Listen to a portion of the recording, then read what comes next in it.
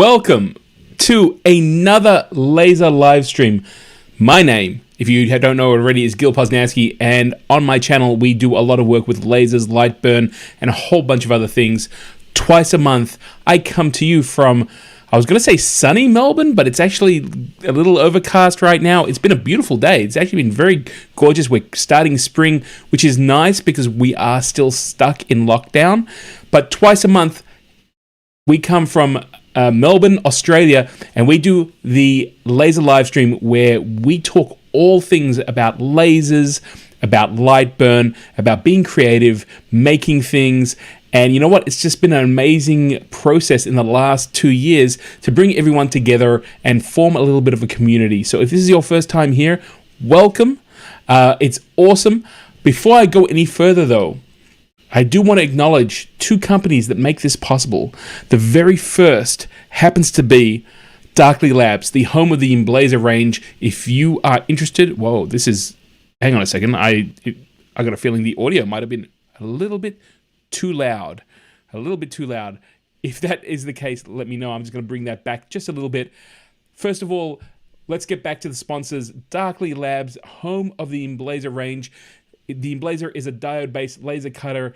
If you want a laser in your office to work, or maybe in a classroom, maybe you don't have an area where you can go and set up some extraction and maybe some water cooling, definitely check it out.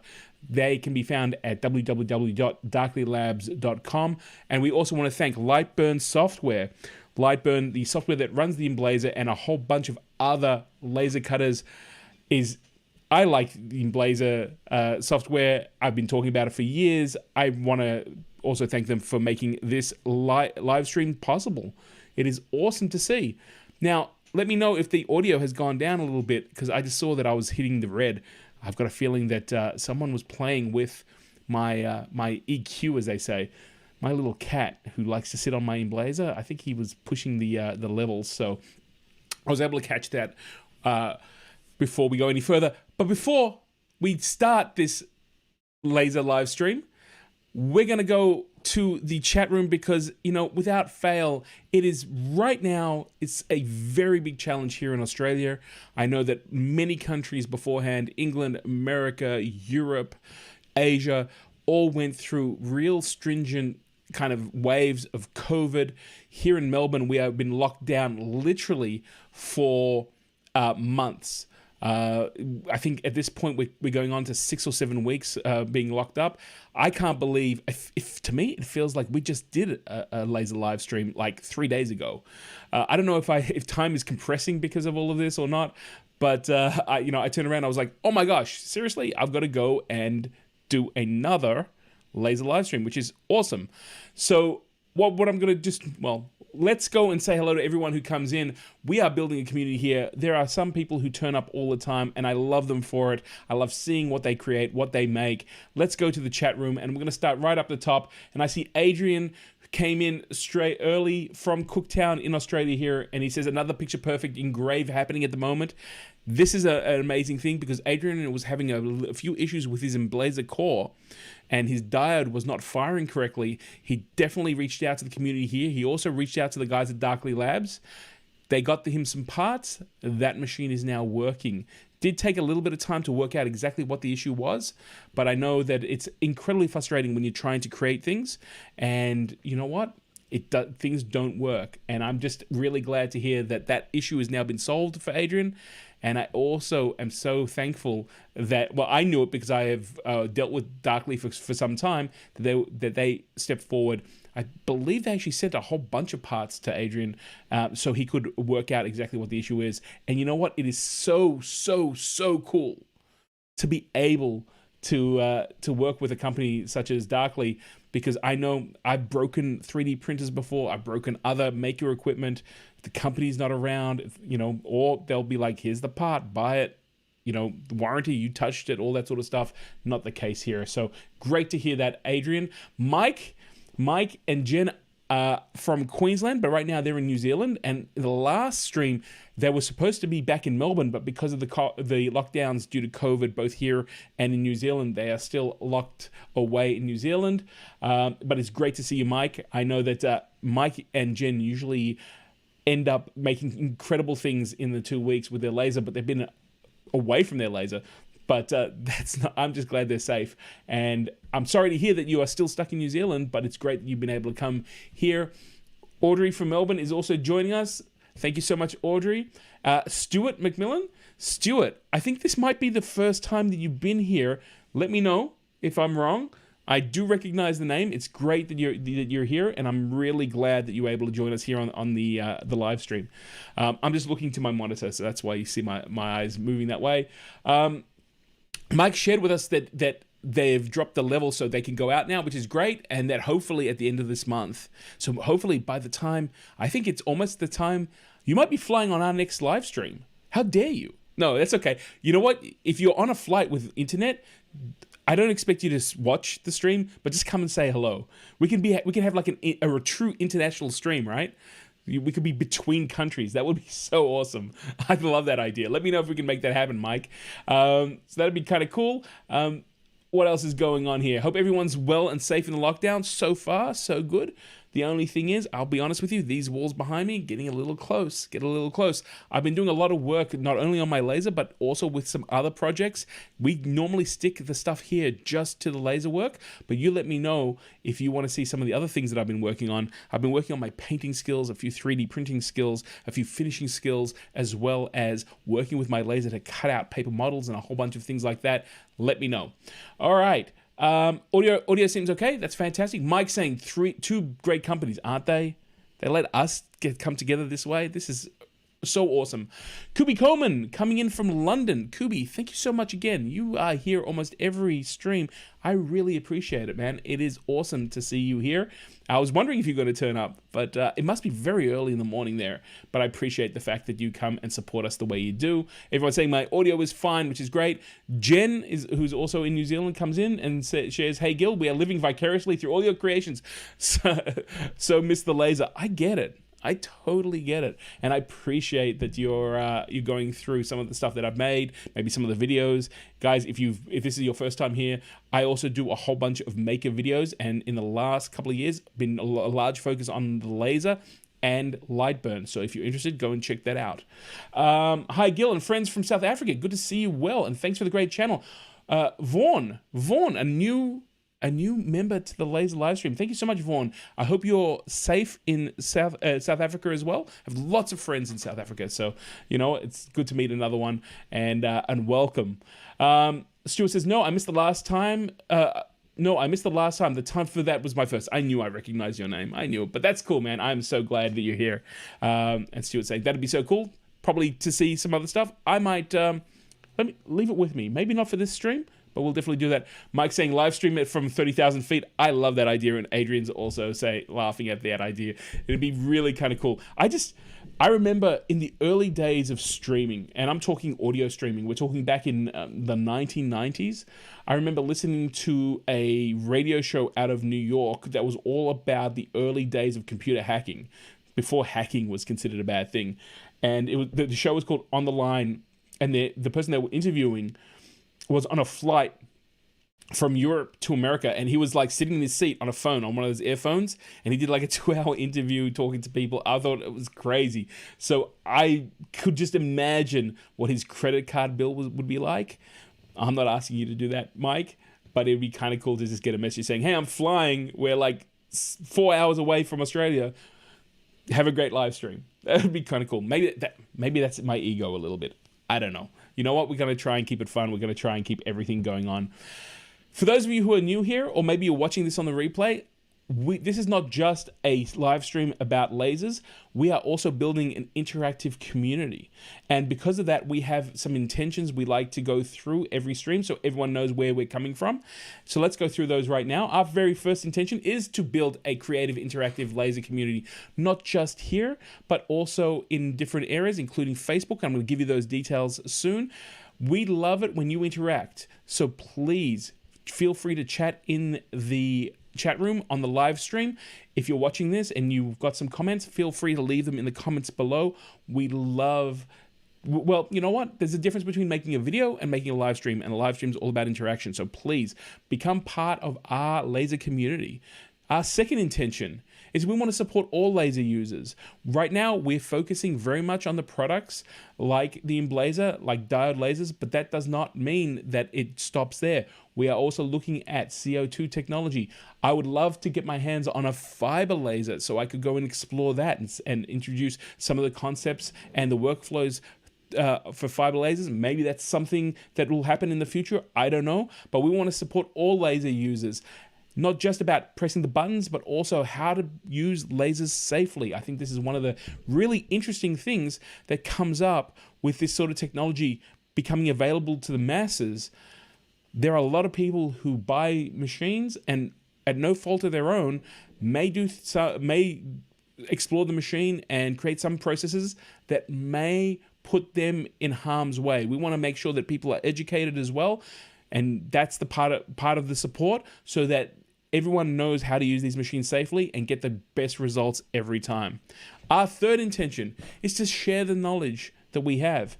I'm not an expert. I don't know anyone who is the expert when it comes to knowing everything about anything, right? But I know something, you know something else. Let's bring it together, because together we are stronger than standing apart.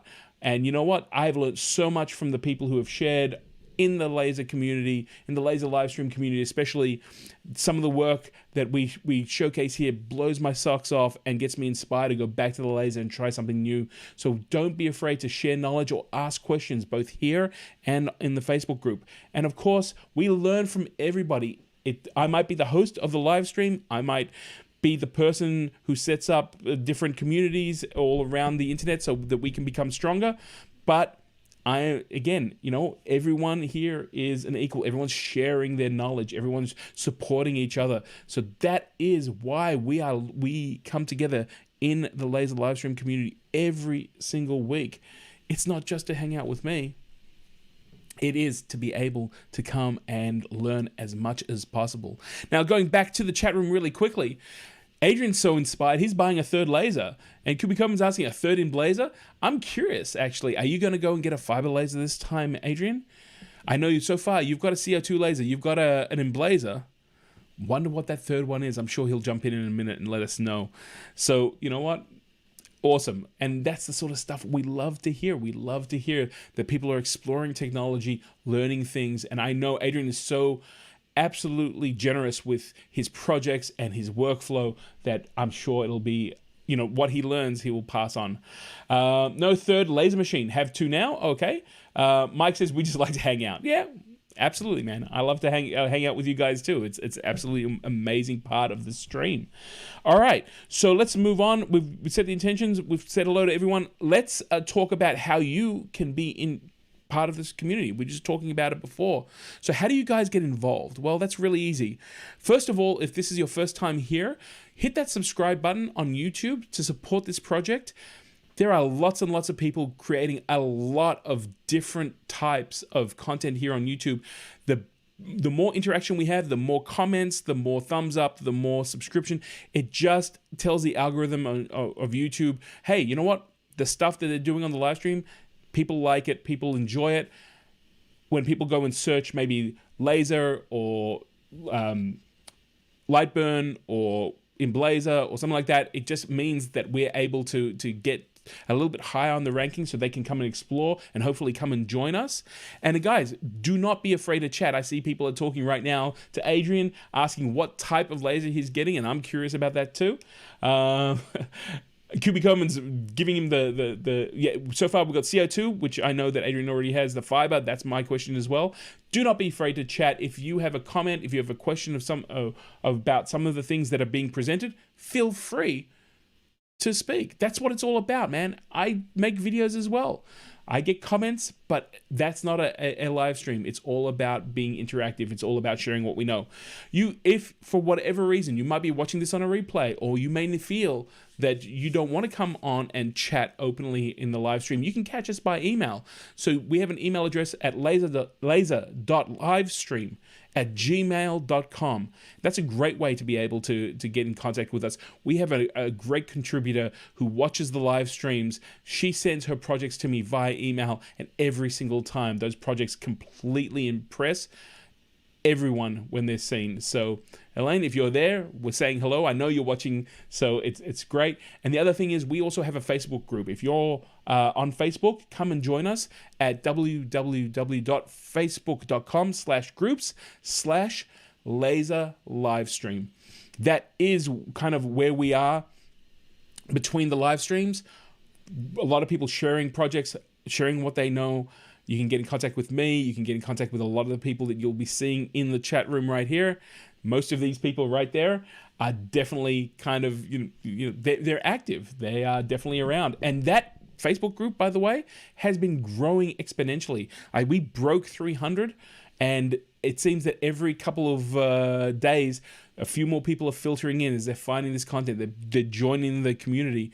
And you know what? I'm going to ask everyone who comes in and is an active participant of the live stream, this is where we set the standard, right? So feel free to welcome them, show them your projects when you get back in front of your lasers. I know that right now, with all the pressure that's been going on, with everything that's been happening, there hasn't been too much free time, but that's okay. We're definitely going to keep moving, and we're going to show them. That sounded a little hostile. We're going to show the new members of our community how we interact. And I think, you know what, we have the potential to make an incredibly powerful community here when it comes to lasers. That's exactly what I'd love to see. Now, everyone's talking to Adrian in the chat room right there. And he's going to keep it a secret. Another diode laser with a bigger work area. Okay, that's cool. Kubi Koman's, also telling us, hey man, hold off. There's a new emblazer coming. And you know what? I think Kubi's right. Maybe we'll have to ask Dominic next time. In fact, why don't we ask Dominic next laser live stream? I've got a feeling he might be turning up. We might be talking laser projects. You didn't hear it from me, but keep your eyes open on that space. So it's going to be kind of fun. What are we doing tonight here on the laser live stream? Let me go through that with you right now. So the very first thing we're going to do is we're going to do the Emblazer user showcase. So these are some of the, I should actually change it. That should now become the live stream user showcase, because it's not just limited to the Emblazer. I apologize. Maybe it's the Emblazer sponsored user showcase. I like that even better. And then after that, we're going to go to the move commands within Lightburn. We're going to do what I call a Lightburn deep dive. We're going to go through all the different commands on how you can actually set up a job, move the laser head around the workspace, and I'm going to show you some tricks on how to do that very quickly, and what are the tools within Lightburn to be able to do that. And then we're going to come to the good, the bad, and the ugly of materials. And today I believe it is a bad material, and I will explain to you why it's bad. It's not the worst. Ugly is the worst. You don't want to put ugly stuff in your laser. It could possibly kill you or destroy your laser, but bad is definitely something we're gonna look at. So let's jump straight into it. Let's look at the user projects. And you know what? It's been pretty amazing to see what has been created over the last 2 weeks. So our very first one is Emery. I want to show this because Emery was testing the ability to cut through solid gray acrylic or perspex, and was successful. You can see there that they were able to cut through using the Emblazer solid gray material. Now, normally black material is what everyone uses. That's a 3mm piece, and you can see the result there. And they used a paint pen to actually paint the engraving in that little disc. I think that is totally awesome because when we started this live stream, not a lot of people had any experience with acrylic. Of course, we talk about it all the time. Acrylic that is see-through, that is clear, will not work on a diode laser because of the wavelengths. Well, people started exploring things like solid colors, black. Because black absorbs energy, it's the easiest material to cut. Now we know gray. We've seen solid colors like red. I believe blue has also been successfully cut. Yellow, I have never successfully cut it myself, but it's definitely something that I've played with. So Emery, well done on getting that result and sharing it with us. Are they buttons, says Audrey. I believe this was just a test. I believe it might be the logo of this artist, but I believe this was just a test. All right, let's move on. Oh, Adrian, who's in our chat room. So Adrian always shares a lot of his work, which are solid engraves using the diode, like photo engraves. This was the latest engrave that he shared with all of us since he got his Emblazer core back up and running.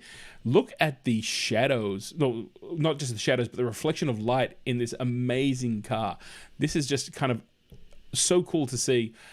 Adrian's got a bit of a master when it comes to dialing in the settings for engraving on different materials. It's always great to see his work. And what I also love about his examples is he shows us the original image and then the result he gets on the laser. So fantastic work there, Adrian. And again, I know how long it takes to get some of those engraves working. I used to do tiles, and I've got to show them. I've got to show that to you guys next time. I'll remember to actually bring an image and show you some of the tiles that I've done. Or I might have actually shown it on another live stream. I'm not too sure, but we'll definitely show you. I know exactly how long those engraves take, and you know what? You don't want it stopping halfway through the process. It can actually cause a lot of problems. So congratulations on getting your machine back up and running, and look at the great result. Yeah, the bonnet looks so cool, doesn't it? It looks so good. All that information not lost in the process. Great job, Adrian. Now, Matt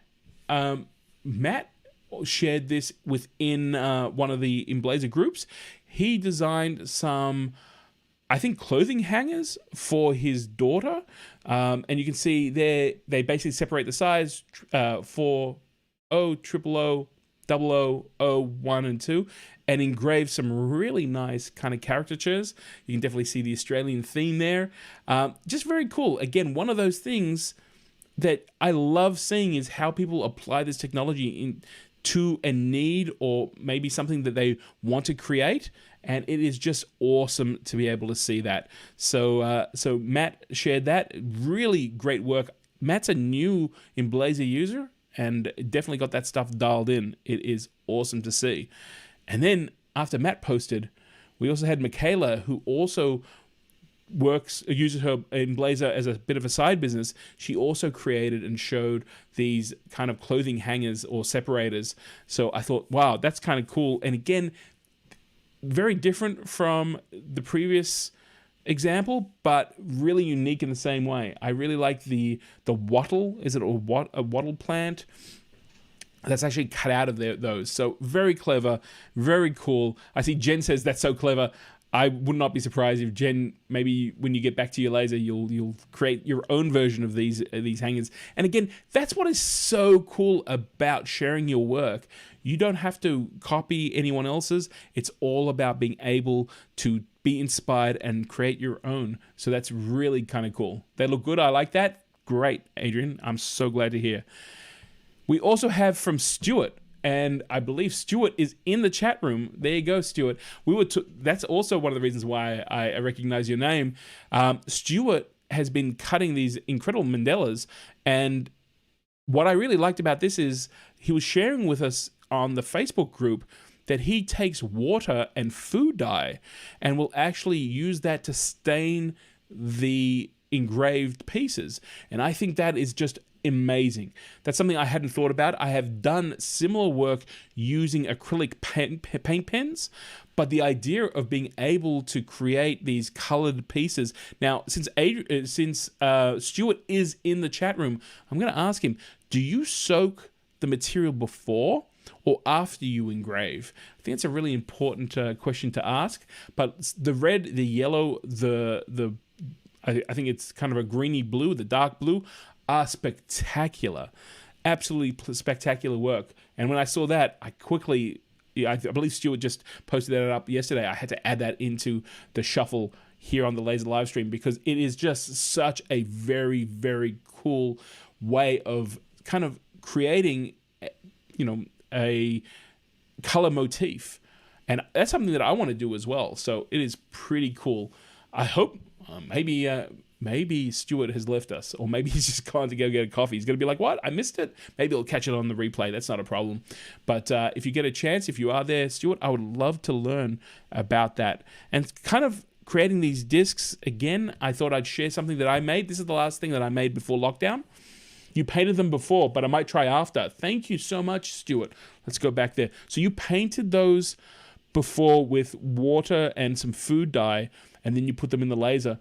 Interesting. Really interesting. I'm going to try that technique myself, but I would love to see what would happen if you did it after as well. That's kind of cool. And Jen was also sharing how our daughter's clothes are stuffed in cubes because I can't be bothered hanging them up, but that's a great idea. Oh, that's awesome. You can make Thunderbird badges or something, says Mike. Yeah, maybe I can. Maybe I can. Maybe I already have. Who knows? Mike knows my passion. But this isn't Thunderbird related, but this is the last thing that I made before we were locked down. I help working at a number of youth centers and schools, and we created these solar system discs for, I think they were 6-year-olds, 6-year-olds. Not 5, 6-year-olds, but 5-year-olds and 6-year-olds. We did a class on the solar system, and the teacher asked me, I want to represent the solar system. I'm not sure how to do it. Do you have an idea? So I quickly went to the emblazer that they had there, loaded it up with some material, cut out these planets. You guys can tell me which one's missing because one student had to keep one. That's okay. And what we did was we laid these out on the floor and then got the students to literally go through and walk through the solar system, and it was really a lot of fun. In fact, so much fun that we ended up doing it again the next week, and we used a robot, a learning robot called a Sphero, and we replicated the journey from Earth out of the solar system using the Voyager craft. So you can see at the top right hand corner there's a little round disc with Voyager, and the students loved it. They pretended to be mission control, and they were working out exactly where they needed to move the robot to go from Earth to Mars, then Jupiter, and then to the outer planets, and then eventually out of the solar system. So that's something I was really kind of happy to do. And again, it shows you that when you understand the workflow, you can actually just pull something together really, really quickly. Stuart, I think this would be a great project to see if I could paint kind of the colors of the planets after using your technique. I have the files. Maybe I'll go make some and we'll see what we can do. But there you go. That's our kind of user gallery for this week. I hope you were inspired some way with what we're doing. So that is kind of one of the things that we do here. I did forget, you know what? I forgot completely one of the things, and this might sound kind of weird, but if you enjoy this stream, or if you learn something and you want to kind of support the stream, we also accept what they call super chats. So if you're live, you can put a little bit of a donation in there, or if you go down below, there happens to be a one-time link on PayPal. You know what? All the donations just go into buying either material or equipment for the live stream. So I just thought I thought, I don't know. You know what? If you don't ask, you never can tell if things don't go that way. But that's cool. I get a little flustered with it. I would love to be here and just do it, and be able to be like, cool, let me go send out materials and all the rest of it. But yeah, I thought I'd just make that aware. So if that's something you want to do, that's great. And to those people who have sent me notes and donations, thank you so much. I really do appreciate it. The notes to me are just incredibly heartfelt. And the fact that you're actually putting your hand in your wallet, I know that it means something to you. So thank you so much. Just wanted to put that out there before we move forward. All right, so let's get into the meat of this live stream. We like to have a focus every stream, and we're going to look at the move commands within Lightburn. So what I'm going to do right now is I'm going to try something different. And when I do that, I get a knot in my stomach.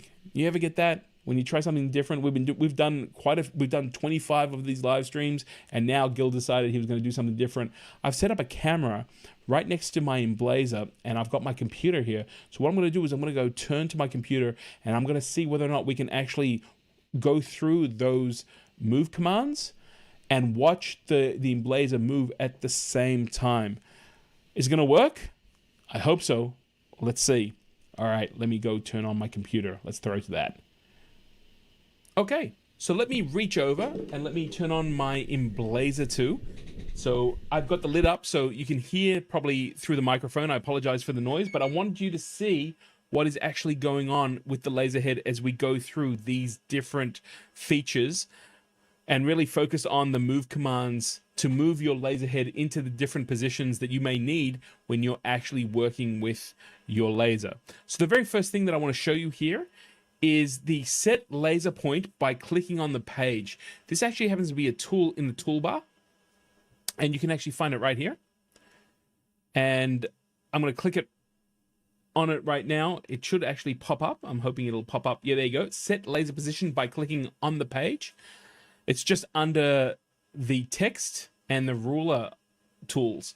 And what this means is if I click anywhere in this work area, it'll actually move the laser head to that approximate position. So I'm going to pick right in the middle of this shape that I drew. Let me do that again. I selected it instead. And there you go. You can actually see that the laser head on the emblazer actually moved to the approximate area that I'm actually trying to select. And I can actually hold down that with the mouse, left click, and I can actually drag the laser head all around the place. Personally, I don't really like that feature. I just like clicking in the middle of it and letting it go exact to the place. That is a really fast way of being able to move your laser head to a position. Maybe you've got a piece of material in there that you've done half a job, or maybe you've set up a jig to be able to go and work with a number of different materials or pieces. If you want to get the laser head in that area, that is a fantastic way because it just moves to that point. And I use this quite often. It's a tool. Once you've finished with that tool, you can hit the escape or just hit the select again, and it'll allow you to select the material, then go back. Maybe we want to move it over here. Bang, it goes straight to the place. Even with the stuff selected, it's not a problem. It's not going to select it. And you can actually see something that's really interesting about this that I just want to point out. So I'm about to click here, but if you keep your eye on the ready in the laser tab here, right? Just keep your eye here. I'm about to click. I'm clicking now. You can actually see that job is being sent live to the laser, at least on the Emblazer 2, and I'm sure on a lot of the machines that use the G-code system. So my computer here is sending information directly and live to the laser cutter, which is something that I really, it's something to keep an eye, be aware of, especially when you're working on different jobs. So the next thing that I want to introduce you to, normally if I'm working on a project, you can see here I've got all of this on a line layer. I might change that and move it to a, maybe I'll do that as a fill instead. Normally when Lightburn opens up, you're on the cut layers, and that's, you go into the material library, which you talked about before. You go in, set it all up. We're good to go. We can always check that job. No problems. Now, let's say this happens to be something that I want to maybe embroider on a leather wallet. Well, I can move it all the way down to the origin point, which is at 0. Or, in this case, I'm going to do it in the middle of the laser so I can get it in that area perfectly. So in this case, I'm going to actually open up the move window. And the move window allows a whole lot more options to move the laser head around your laser. And you can make a simple move or create positions that you can use again and again. Now, we're going to talk about these move keys in a second, but before we get to that, I want to introduce you to these options up the top. Now, I don't know if a lot of people use these or not, but let's go through them. Very first thing I want to show you is the Get Position button. If I hit that button, it comes up with the X and the Y and the Z coordinates of the laser head within the laser. So let's just go and hit the home button, which happens to be in the middle here. We're going to move the laser head all the way back to the home position, which happens to be the top left of the Emblazer 2. I'm going to hit that Get Position again, and you can see the numbers changed to 0, 300, and 50. Perfect. So what I'm going to do is I'm going to move that. I'm going to work out what the coordinates are for X, Y, and Z. You can see here I've got 100 and 150. Let's hit the Go button here and see what happens. And you can see that the laser head moves exactly to that coordinate. So if you happen to work out exactly where the position is, maybe you're doing repeatable jobs, maybe you want to build a jig to hold a number of pieces in place, maybe you want to start in a certain position, or you want to check the position with the laser, this is a way you're able to do that using numbers and being absolutely as precise as you want to be. And along with that comes these saved positions, and you'll see I've got some test positions and a jog position. I'm going to create one now. So let's say for all intents and purposes 100 and 150. Well, let's change that. Let's actually go to 150 by 163 because I want to make this an original. So let's go hit the go button. It's a little bit up and to the right, no problems. We're going to hit manage, and I'm going to create this as an add new site. And I knew that I had that original jog position as 100 and 150, so I didn't want to do that again. And what I want to do here is I want to call this, we're going to call this jog position for jig, right? So there we go. I'm going to hit OK, and I'm going to hit home again just for the sake of the purposes. We're going to let the machine home. And what you're going to see here now is the fact that I'm going to go to jog position. Oh, well, we'll go straight to it. Jog position for jig. I'm going to select that, and without doing anything else, the laser head has gone to that position. Maybe I'm going to do it for the first jog position, and you can see it moved to that original position. I actually even have a test position here, which is going to move all the way to the top. And there you go. So again, you can create as many saved positions as you want and be able to select that position and move the laser head to that straight away without having too many problems. It's a very simple, as I said, just go to the manager. If you've got a position that you don't want anymore, you can highlight it, you can delete it. You're all good to go. And of course, that's now disappeared from the saved positions. So again, something that I don't think a lot of people use, but I'm incredibly, I've discovered this and already used it on a number of jobs. And I just think to myself, this is a great feature within Lightburn, because I spend a lot of time using the next feature that I want to share with you guys. And I'm sure that this is one that a lot of people are familiar with. And that happens to be I believe we're going to call, what are we going to call it? The jog keys. I want to get the right name for these. And this is the jog keys right here. So these are the main way that people move the laser head around the machine. You have a number of keys. You have for all intents and purposes, move Y plus. I'm going to call that up. Y down. We've also got left and right. You also have this one here, which is a move axis positive. So if you had a rotary tool, you'd be able to move it in the positive, and this one's in the negative, as well as a up and down, which is move Z positive or Z negative, which in this case actually moves the laser head. Now I'll just move it down a little bit here, and I'm going to move it up here so you can see exactly what's going on. So let me home it. That's what this button right here says. It will allow you to home the laser. And I'm going to go through all the different things that you can actually do with these jog keys. So most people know this. You hit let's say if you want to move the laser head to the right, you move it to the right. You want to move it down, you move it to the down. And what people will do is constantly just hit that button using your mouse.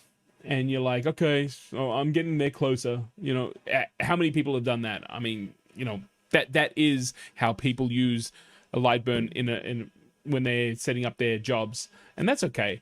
But let me show you a few little tricks here that make things a little easier. On the other side, you have distance, you have speed. You also have Z speed, which is obviously the up and down of the laser itself, and in this case this is the focusing. I don't touch that because that happens to be where the laser assembly is, and just for generic language we're calling the whole thing the laser head. This is where the burning and the magic happens. This is where the magic smoke may escape from the work that you're working on. You don't want that magic smoke coming out of the electronics bay. And in this case, we can actually change these settings. So by default, it's on 10 mil, and you can see I'm moving twice to the right. Then we're gonna go 2 down, 2 left, and 2 up. So you can actually see right there exactly what's going on when it comes to moving it. And that distance is 10 mil. Let's make it 100 mil. Let's see what happens. I'm going to hit this twice. 1, 2. Almost traveled all the way to the end. We're going to do this for just 1. We're going to do 1, 2. And we'll go back 1 up. So you can see we've actually increased that distance. So if you happen to have a piece of work, or 10 mil is, you're just sick and tired of hitting that button, you can increase it. You don't have to do it 100. You could just do it 50. And that already will change. There's 1, 2. Moving it. We'll do it in 2s. And you can change it to whatever setting you want. So even if you're dialing something in really, really tight, you can actually make this 1. And at 1 mil, you can see it's just moving incredibly small increments at a time. And that's cool. You know what? Maybe you're setting up a print and cut. Maybe you're trying to dial in the laser to start on one of your marks and make it precise. I know that I've done that many times, and I've come in here and I've changed the distance so that I can make sure that I have got it on a perfect starting point, because you want to make sure those cuts work out. When you put in so much time with the design and with whatever you've printed out, you want to make sure that it's going to work every time. Now the second one is speed, and on the Emblazer 2, you can actually change the speed. It comes standard at 6,000 mil per second, and again, you can see. Actually, you can see. I'm going to change this to 50, and you can see the actual constant speed ramping. All right, so let's change this. Let's double it, because my machine likes to scream. And I mean scream, I mean scream. So let's check this out. I'm going to hit that move X. And you can see how much faster it's moving. Okay, it didn't scream as much. Let's move the distance to 100, though. Let's see. There you go. It starts to squeak a bit, because it's moving. It can do it, but I hear that sound. I don't know if you guys can hear it or not, but I kind of take that sound as, Gil, just be nice to me. You can go faster. One of the things that this actually changes is the home speed and the frame speed. So let's frame this. And there you go. You can see the frame is actually moving at 12,000. And again, I hope you guys could hear the grind. It's not grinding. It's just putting a little bit more torque on those mounts. So I'm going to change it back to 6,000. I'm going to hit that frame again. And you can see it's a lot smoother. And again, I wouldn't really move the speed too much, especially when you're doing a job, because you don't want you want it to be smooth. You don't want it to jog either way, and you don't want to put too much pressure on those belts. So again, that's a way of being able to kind of speed up your setup if you feel comfortable doing it. I generally don't change the speed, but I do change the distance. And that is one way of being able to, set up your stuff a little bit better. Now, there is a kind of like a power points when it comes to using these jog arrows.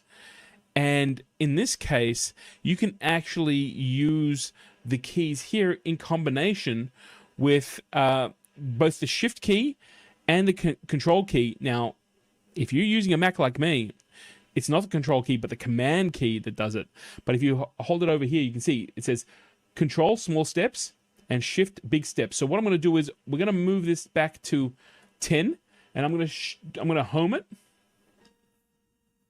just so you know that nothing's changed. I'm going to use the laser setup, or basically laser position. I'm going to move it right to the middle. How cool is that? I used to have to hit that button like 20 times, right? And then from here, I'm going to just show you. I'm going to hit twice up, twice right, twice down, twice to the left, just so you can see visually what it does. So we're going normally, that's 2 up. We'll do it 3. 3 to the side, 3 down, and 3 to the left. Now I'm going to hold down the shift key. Let's show you what happens when I do that. 1, 2. We're going to go 2 to the right, 2 down,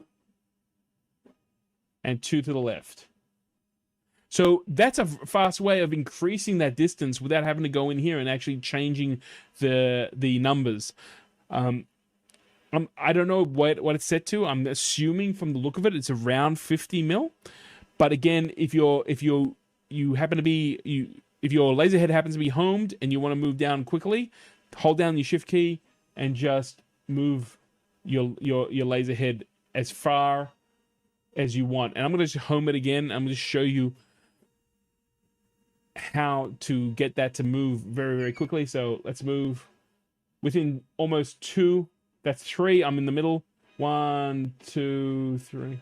I'm going to need a few more here. All right. So there you go. I've actually got it approximately in the same area I had before. A lot faster than having to go, moving it 10 mil at a time. Now, if you happen to be doing a print or cut, or maybe you've got a piece of material that you want to do a finishing part on, maybe you've got to have it in an exact position, you may want to move your laser head in an exact position before you start your job. I get it. I know. Or maybe you want to check where that position is within Lightburn as compared to your machine. The other option that you have is the control option, and that actually moves the laser head in almost like a mill in a very small area. Now, as it says control here. If you're on the Mac, it's command. So I'm going to do 3 to the left, 3 up, 3 to the right, and 3 down.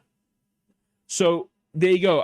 Again, if you want to move that laser head in very small, minute amounts so that you can dial in exactly what it is that you want to do, this is a great way of doing it. Just using the shift key and the control key allows you a lot of latitude to make sure that your laser head is in the perfect position.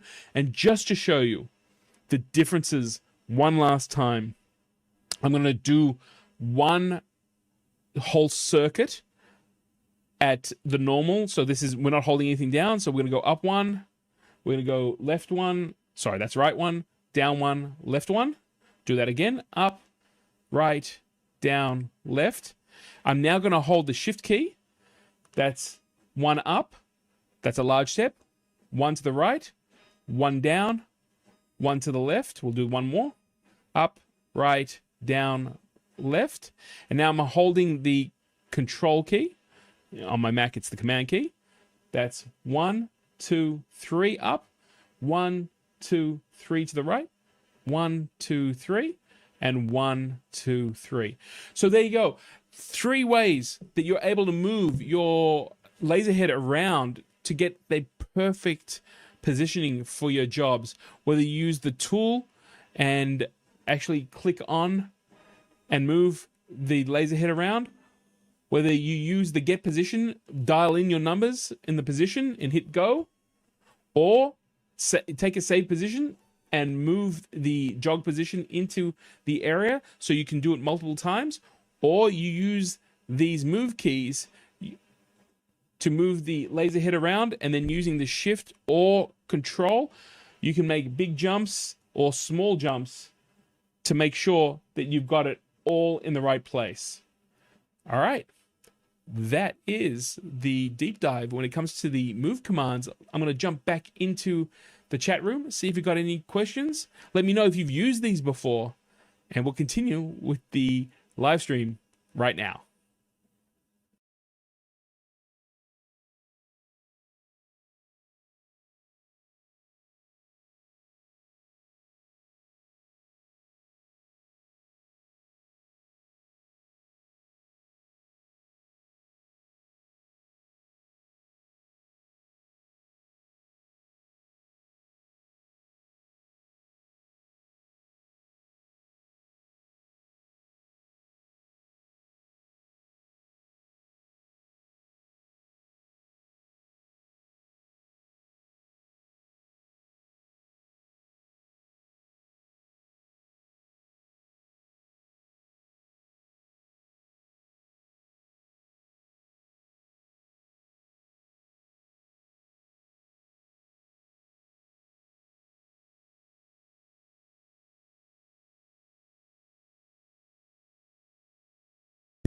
Okay, that was terrible.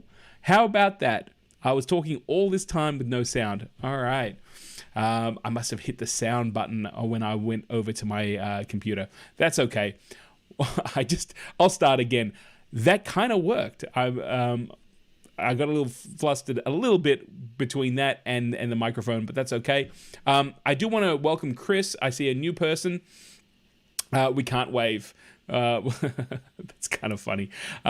Chris, welcome, a new person to the Laser Livestream. You asked the question here, has anyone made a grid reference that can be put on the base plate of the Emblazer to keep your job square and dial the exact starting point? That's okay. Look, I haven't, I have heard of some people using the Emblazer itself, the laser, to actually remove some of the paint on the anodized aluminum base to make a grid. I believe it's one per of them. There you go. You see, I'm repeating myself. I've gone crazy now. It's kind of weird. I'll be honest with you guys. It's more about the fact that I tried to do something a little different on the Laser live stream, and I'm a human being. I got nervous. I was wondering if things would work out. I was trying to scan as well as run the machine and the Emblazer. I noticed, on the playback that I must have bumped the laser and shifted that piece of material in there. It's like, what can I say? The show must go on, right? So I appreciate the fact that you're with me. But as I was saying to Chris, you can use your Emblazer to actually put a grid on there. I haven't dug too deeply into that. I'm sure that it'd be quite easy to work out those registration marks according to Lightburn and then be able to actually burn that grid straight into the base metal. Yep, there you go. Mike has also shared that as well. Lip reading.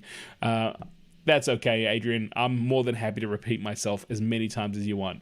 And yes, everyone has done that. Oh man, it happens. What are you gonna do? Just really quickly, does that help anyone? Has anyone used those pre-loaded positions before? I love that drop-down menu. It's something that I've started to use a lot of, especially with jobs that I've done multiple times. I also love the fact that you can do that and get the laser in a position beforehand. I'm thinking of burning a grid of 12 MDF for positioning. Interesting. That's really interesting, Stuart. I'd love to see a photo of that, especially given the fact that you would have to remove the material. So that's your 10 mil. So you'd have to work out how high your MDF is, and then be able to, you'd have to measure that height. But I mean, it could totally be done. I'm kind of funny with MDF right now. I know that a few people have noticed that when you burn in MDF, whether you cut it or you engrave it, it creates a lot of soot that goes on in the actual kind of the silicon hood that goes on the laser, and you need to clean that out quite often. But it's a cheap material. It's definitely will absorb any stray laser energy. So, it's definitely something that you could totally use. I don't know. MDF is also very fibrous, which meaning that you can cut something out, and if a fiber is holding that piece together, it's almost impossible to pop it out without destroying it. I've had some great success with MDF, and then I've had some real failures with MDF as well. So, if you're using it as a wasteboard, go for it. I guess the only other thing that I would think about it, my mind, when people talk to me about material, my mind already goes into a checklist of like do's and don'ts. Like, what's the positives, what's the negatives? Positives, it's cheap. It's going to absorb any stray laser energy. You can replace it anytime you want. If it doesn't work, you're not missing out on anything. You're not losing anything. The don'ts, as you remove material from the MDF, yep, you're going to get that problem, at least with the Emblazer, with it all kind of cycling into the silicone hood. It's a fire hazard. You know what I'm saying. It's all the standard things that we've discussed before. Can we fire the laser at low power for positioning? What kind of laser do you have, Stuart? Is it an Emblazer? If it is, you can actually... in fact, I'll do that on the next laser live stream. I'm going to show you guys how I position the laser. If you actually turn on and arm the laser, it sends a slight current through the diode, and then you, as long as there's not too much light in the room, you can actually see the faint dot. If you position the laser, if you bring the laser head down a little bit, it actually focuses it. And that's what I use when I do my print and cut. So some CO2 lasers have a red laser pointer. You can actually use the diode laser in the emblazer for positioning. So I can show you exactly how to do that. That's definitely something I'm going to put on a future live stream. If you've got, yeah, Stuart, you've got the emblazer too? Absolutely. So just the next time you're with the emblazer too, arm it. If it's in direct sunlight, you're not going to see the dot, but just, I generally move it about 30 mil towards the material, and you will see that dot come into focus. And it is very, very cool. Don't leave the laser. If it stops, could catch fire. Absolutely, that's something. Can we fire the laser at low power for positioning? Not really. Just try that arm trick, see if that works for you. Never leave your laser alone, full stop. I agree 100% on that. We talk safety on that all the time, guys. So you know what? We don't want that ever to be an issue. All right, cool. Okay. I hope you guys enjoyed that kind of deep dive. I love these deep dives because it allows me to dig deeper into the software and allows me to actually work out better workflows. So I appreciate you letting me show you some tricks. It's that simple. I did see, Mike, you were saying that you can actually adjust the movement settings for Control and Shift key. Is that in the settings? As in, I would love to see that. Cool. That's what I love about this group. Absolutely. Thank you so much, Stuart. Let's jump into the good, the bad, and the ugly. You know what I'm talking about. See, I can't whistle now. I was so nervous with trying to get that other thing to go. See, I can't do it. Okay. It's the good, the bad, and the ugly. Today's material, we're going to call it the bad material, and that's actually polycarbonate and Lexan. Polycarbonate is usually found in flat sheets, used a lot on verandas, and is very popular because it actually filters infrared light. And in fact, the top lid of the Emblazer 2 is made of polycarbonate because it's so strong in its absorption of infrared material. And that is why the lid on a lot of laser cutters, it's not Perspex, it actually happens to be polycarbonate. So while it absorbs infrared light, that infrared light can be hazardous not only to us physically, but also to the optic nerve. There have been, unfortunately, cases of people who have lost their vision, not just with diode lasers, but CO2 lasers. From what I actually spoke to someone who unfortunately lost sight in his right eye, and he said to me it was like someone flipped a switch. He could see, and then he couldn't see, and that was it. And he can't see anymore. And it's just one of those conversations you have that it was like, okay, you know what? If I'm going to talk about things, I'm very passionate about making, I'm very passionate about technology. I want everyone to understand what it is that is, at risk. So polycarbonate keeps you safe.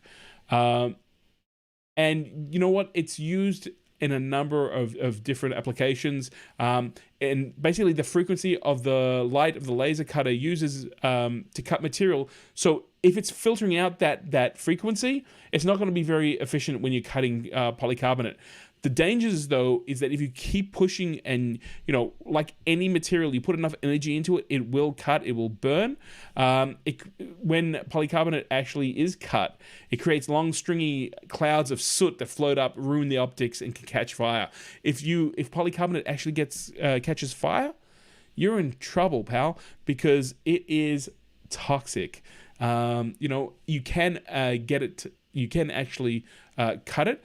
Anything under a mil, you would be successful in being able to throw enough energy into cutting it. But again, it's something, you know what? If you're going to cut polycarbonate, take it to a bandsaw, physically cut it. Don't put it into a laser. And again, that's one of the things that I see all the time when I go into makerspaces, schools, workshops, man caves, you name it. People are like, hey, let's just throw this into the laser. And I'm like, hey, do you know what that is? And they're like, no. I'm like, I'm going to step outside the room. They're like, why, Gil? Why? I'm just like, hey, just want to go and run a test, Just make sure you know what it is before you put it in there. Stuart's also asking us here, Has anyone upgraded the latest version of Lightburn and has had any issues? I have. I think it's on version 1.03 or something like that. I've had no problems. I didn't have a problem with 1.0, 1.01, or 1.02. So I've absolutely had no problems with Lightburn and the Emblazer. So, yep. Adrian saying, not yet. My main computer runs offline. Fair enough. I know that there has been a lot of talk about the new versions of Lightburn. And you know what? I was reaching out to Jason from Lightburn a couple of times this week, and I haven't heard anything. Now, Jason, he's a good guy, and I know that we've had conversations via email many times. I'm assuming that he's just bogged down working out some of the bugs, maybe in the software, and I'm sure that he will reach out when he has some time. But yeah, it's unfortunate. Again, it depends. I run a Mac system, and I've had absolutely no problems. I know that some people have reported some things like that. I have no doubt that Lightburn will nail these issues. And when you start thinking about it, they are coming up with new versions, new applications all the time. It's a very small group of software engineers. And if you haven't heard about the history of Lightburn, definitely go and check out my video with Jason. We go right through the history of Lightburn as well as what's coming up, and it's phenomenal, the stuff that they do. So you know what, it's also you know what, I give them a big break. But if you are using your laser for a business, or you need to get work done straight away, I can tell it's frustrating. I've been holding off, but I will upgrade. Stuart, it's absolutely up to you. Something else that was really interesting that came up was that there was a lot of talk about the price rise, as well as the resubscription to updates. So traditionally, if you buy Lightburn, you get a year's worth of updates for free, and then there's a small yearly charge for updates. What I discovered was, if you happen to have Lightburn through Emblazer has actually a deal in with Lightburn where you don't get 1 year, you get 3 years. So initially, when you get the Emblazer, you get 3 years of updates on that license, and then when you update for, let's say, the 4th year, that actually gets bounced to 6 years. So that is incredible value. I mean, I'm telling you, I copped a lot of flack on some of the social media for a video that I put up, said, is Lightburn ripping you off? Lots of people love Lightburn. A lot of people also didn't watch the video to realize that I was an absolute champion of Lightburn. But the anger that I had, it was amazing. Telling me that no one ever says that and all the rest, even though just in the comments, people were like, yeah, I don't like Lightburn, I can do it all for free. And you know what? That's cool. I got no problem with it. If you want to use 4 different pieces of free software to get the same result, great. But you know what? I'm going to stick with Lightburn because it saves me time. That's me personally. I can't talk for anyone else, but it seems a lot of people love Lightburn. And you know what? I like their product. I love the relationship I have with them, and I love the fact that they help us with the laser live stream. Adrian also saying, love their software. My Core and CO2 are both connected to it, and Adrian loved it so much, he modified his Chinese laser with a control board just to run Lightburn. I know that for a fact, because I know a few people have done that. Stuart's saying they do a brilliant job. I agree with you on that as well. It's good. It's good you know what? It's just cool to come together and share not only our love and admiration, but some of the things the tips and tricks. And talking about tips and tricks, I want to invite you all to share your personal tips and tricks. You can either post them on the Facebook group, or if you want, you can send them to me at laser.livestream@gmail.com. I want to do a whole laser live stream just on user tips and tricks. Let's go and share some of the knowledge that we have gained in our laser journey. I would love for that to happen in the next couple of laser live streams. So please feel free to be able to go and share what you know. And you know what? All together, we're gonna up our ability to create great things in Lightburn. Now, Adrian's also saying, oh, nice. There's lots out there who want to use a free version. I can see the sense in using a free version. You know what? I don't want to give it all away, but I'm going to have a video coming out which will show people what happens when you use a cracked version of Lightburn. I think it's really clever what they actually do. So that's going to be coming up, hopefully, maybe even Monday. We'll see if I can get that video done in time. And you know what? It always blows my mind when someone comes into a forum for lasers and says, who's got a code for Lightburn? And everyone turns around and goes, go spend the $60. I think at the time it was 30. It was like, oh, $40. Go spend the $40. Like, you know, you'll spend thousands on a laser and you're going to be cheap about the software. It's crazy. They do an amazing job. I can't speak highly enough of them. Guys, just to also let you know, during the lockdown, I actually have some open slots for the virtual classes or one-on-one tuition. Sessions are now open. You can also reach out for... If you're interested in one of these sessions at laser.livestream@gmail.com. It's always fun to work and hear about your projects. Worked with someone here in the lockdown in Australia. He was awesome. He has some very interesting applications he's going to use his laser for. And we were able to work and nut out exactly what he was doing wrong. So literally, after the session, he was sending me photos of all the things that he was making. It was just awesome. I love that. I love being able to empower people. It's actually a great honor for me to just be a small link in the chain that will become his journey in making. It's just really, really cool. I think I know what it is. It's quite funny if it's what I'm thinking. Yes, Stuart, you probably do. We won't give that away. I've got to have something to make for Monday, so I think that's what I'll do. But yes, it is very, very funny. Also, I just do want to thank, we were talking about them, both Darkly Labs and Lightburn. Thank you guys so much for supporting this live stream and making it possible. It is, you know, this live stream does, and if I told you guys that I did a 14-hour day yesterday to get everything up and running because I just lost track of time, you probably won't believe me. But it's awesome to be able to go and present this sort of tech to you and also see the projects. The projects you guys, you know, share on social media and that we highlight here, it's an absolute honor. And I gotta be honest with you, I totally get inspired. Next laser live stream, you don't want to miss this. Dom is coming back. We're going to talk to him, and we're also going to talk about a whole bunch of different projects.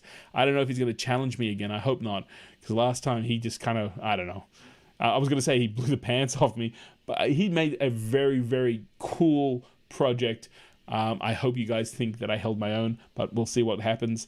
Guys, that's it for this week, or this laser live stream. I want to wish you all to stay safe, especially with COVID right now. If you happen to be away from home, I hope you are able to travel home before the next laser live stream.